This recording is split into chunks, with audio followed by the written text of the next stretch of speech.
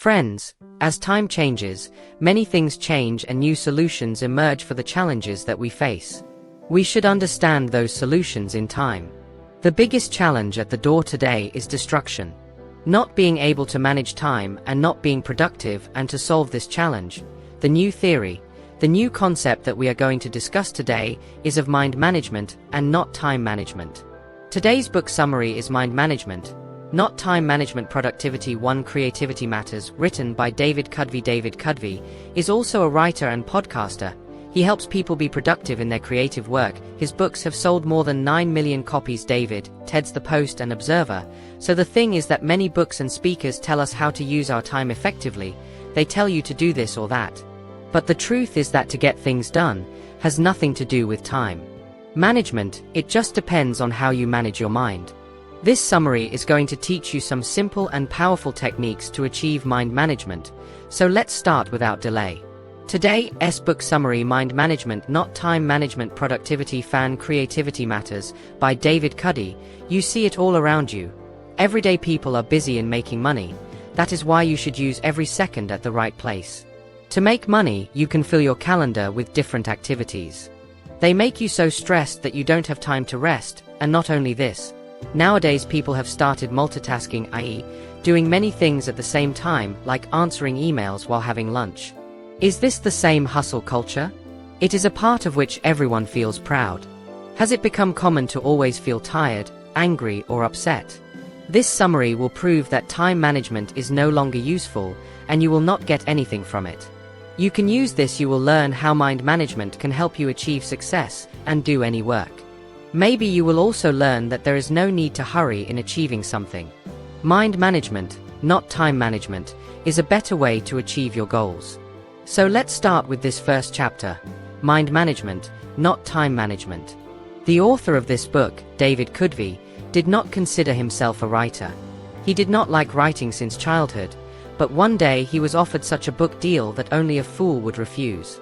That is why David planned his life in this way. So that he could write a book, first of all he made sure that he had enough time to write the book. He cancelled dinners and other plans with his friends and started keeping his writing sessions in place of these. David made several dates, but he stopped going there and even started getting his groceries and food delivered at home. He put his heart and soul into writing his book.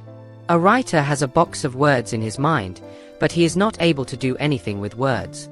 But all this was not so natural or easy for David. When he sat down to write, he could not write even a single word, and neither, who knows how many hours passed just by sitting in front of the computer.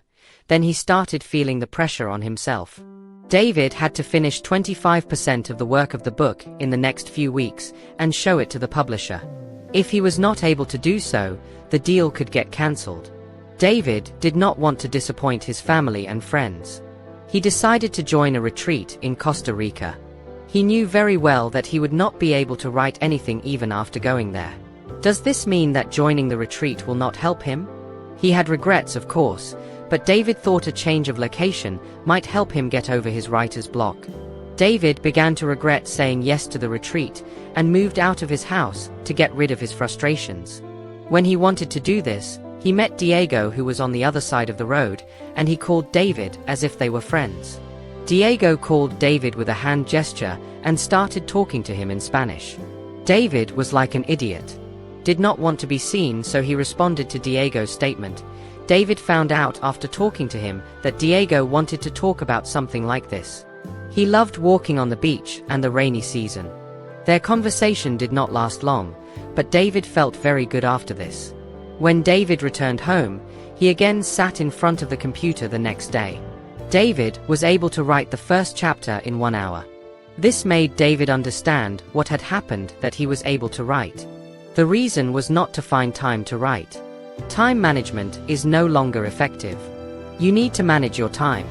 No, but you need to be in the right mental state to write. This is what David calls mind management. Mind management means giving priority to your creative energy, but it can also waste your time. Have you ever felt zero after looking at your long to-do list? Have you felt motivation? This happens to all of us. However, with mind management, you can overcome this difficulty. Mind management means looking at a task or problem from a different perspective. In time management, you ask yourself, what am I doing right now? Most of the time this question makes you procrastinate because you know that you want to do something and you don't have the focus to do it. And there is no motivation. On the other hand, in mind management, you ask yourself, what work am I in the mood to do right now?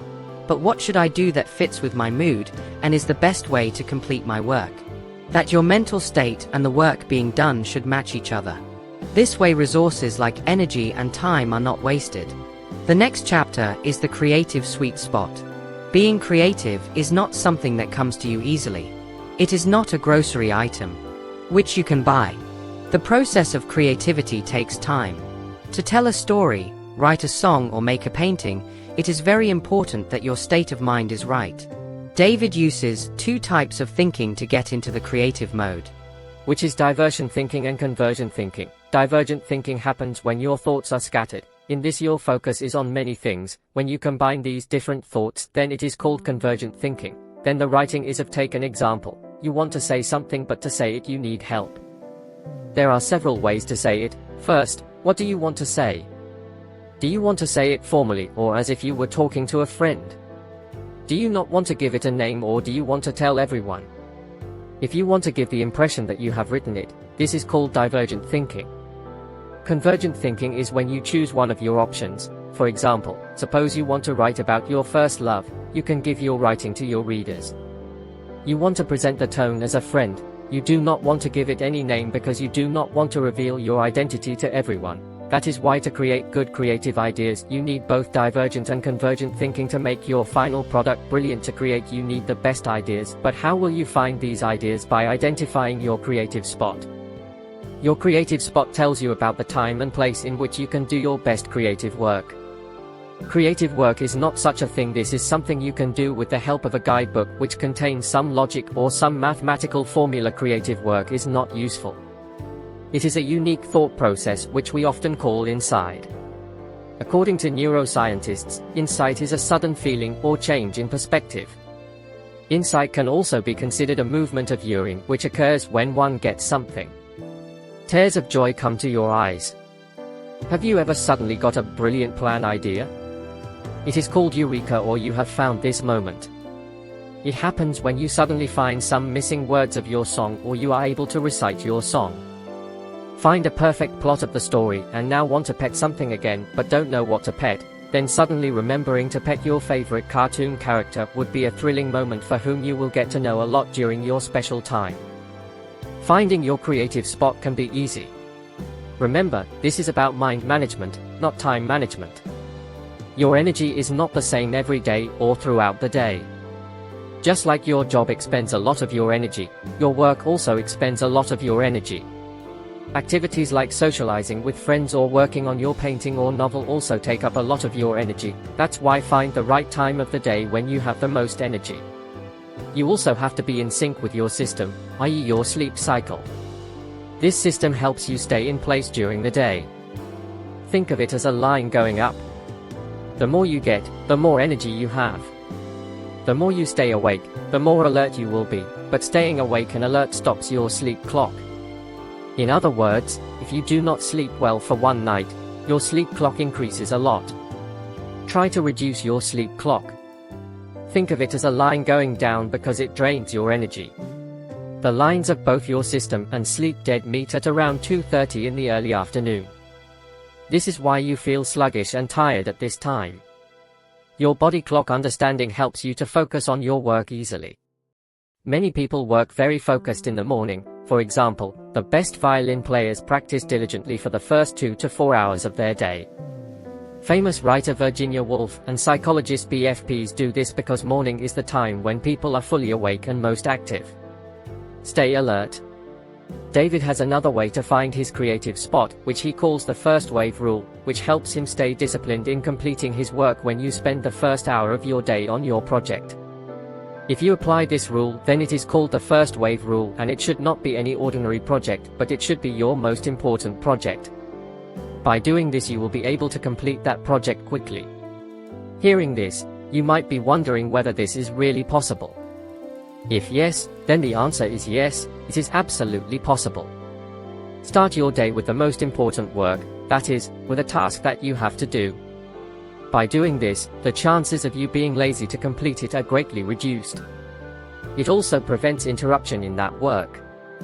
After receiving this important learning, move on to the next chapter, the 4 stages of creativity. Even when you are not actually writing and painting, you can still do writing and painting. This is a great form of creativity. The process isn't just about writing and painting, explains social psychologist Graham Bowler. There are 4 stages of control, or 4 stages of creativity. The first stage is preparation. This is when you think about everything about your project. Which characters will be there in your story? How long will your song be? To make a painting? What will you use? This is the brainstorming stage. In this, you have so much information about your project that you become like a walking encyclopedia. David also started working on his book in the same way. There was a time when he used to sit in his living room and open such sources of information. Books, newspapers, and journals were scattered around David. He also had a whiteboard on which he used to write possible topics and chapters. The research they did was not a waste of time. It was helping them get to the next stage of creativity. The second stage is incubation. This is the time when you are not actively working on your project. You might be working on something else, or spending time with friends and family. We need to take breaks in between. Forcing yourself to complete the task immediately does not always work. By doing this, you will start getting frustrated and angry. By doing this, you will lose your creative spot. It will be difficult to find and move on to the third stage. The third stage is elimination. This is the eureka or aha movement. The third stage cannot be fully explained because it is sudden and unpredictable. As mentioned above, if you do not prepare, you cannot reach this stage. You will have to spend a lot of time in the first stage. Let us know how the first stage helps you to reach the third stage. For this, we will take the example of Paul McCartney of the Beatles. That memorable song named Yesterday was composed in a very unique way. He heard the tune of this song in his dream. When he opened his eyes, he woke up from his sleep and started playing that tune on his piano, and thus created the greatest song in history. One of the songs became a song, but it wasn't that easy. Paul had already written a few songs before writing Yesterday. He was writing and producing music. He had been creating music for years, and just because he was able to write a song like Yesterday's Day, his work didn't stop there. Paul made sure that he also completed the fourth stage, which is verification. The fourth stage is verification. This happens when you think about the eureka movement that came in the elimination stage. In this, you make sure that your idea is foolproof and brilliant. You double-check that something is correct. Paul wasn't 100% sure the song he had created was original. He thought it might have been a tune he had heard before. There weren't any cameras or software around at the time that could make it. Paul spent a year and a half trying to determine if a tune was his own, and during this time he worked extensively on changing the song's lyrics, tune, and arrangement in order to tell whether it was his own or not. Work will be done if you don't take your time in every stage of creativity, so you can never create a masterpiece. You have to go through each stage of this whole process. The next step is the 7 mental states of creative work. There was no strict rule of debit, but he had such work to do and to go. For him, there was a place that helped him get in the right mood to write. He used to go to the 19th floor of the John Haddock Center to write in his little notebook. These thoughts are scattered in the beginning, but after writing them down, they become a part of his writing. David also began to see other things that he thought should be included in his book. The John Haddock Center helped David organize his thoughts. There was a coffee place called Abson Coffee that David loved. The beautiful view and the aroma of coffee beans make that place an ideal place for writing. Like a debtor, you too can do different types of work according to your mental state. Your mental state depends on these 7 things. One of the mental states, maybe the first one, is prioritized mental state. This is when you make a plan, you decide what you need to do and how you are going to achieve it. You also decide what is important and what is not. This is what Debit John had at center. I used to do the second one, the explore mental state. It is not about doing research. It does not require giving specific answers to specific questions. In the explore mental state, it is said to let your curiosity run wild and not feel guilty for it. For example, suppose you are thinking of painting something. You do research on what you want to paint, but in the process, you watch a complete documentary on the history of painting, and you let your curiosity run free. The third mental state is the research state. This is where you look for specific questions and answers. David is in this state most of the time. He's researching how to build a chainapator or how to verify that his brain is working properly. Is the definition he is going to write in the book correct or not? Fourth, the fifth mental state is the general mental state. This is the state where you actually work. You create something by combining the ideas you have gathered in the previous mental states, such as writing your first draft. The fifth mental state is the polishing mental state. This stage is for editing and polishing the work. It is about what you had made in the previous sentence. Just like you make sure that your sentence has some meaning, while painting you check that there is no place left on the canvas where you have not painted or there is no color that is missing, which needs to be made deeper or lighter. The sixth is the administrative mental state. You cannot always focus on your creative work. You also have some responsibilities which you have to fulfill, like paying your bills and spending time with your family. This mental state is because it is important, because you need to pay attention to other areas of your life as well. Finally, recharge is a mental state in which you need to relax and refresh yourself. Take a day off or go on a vacation. When your schedule is booked, one day you will be able to recharge. Take a break or go on vacation. Noise. When David is stressed about his book, when he gets sleep, he goes for a massage. Sometimes watching funny videos or movies can also help. Find ways to calm yourself and relax your mind. Creative suckles. David had a very strange routine from 12 in the night till morning. He used to focus only on his book till 4 o'clock in the morning.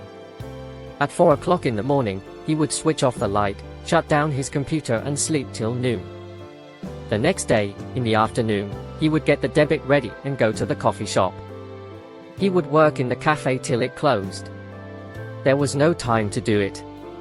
This is called the debit create cycle.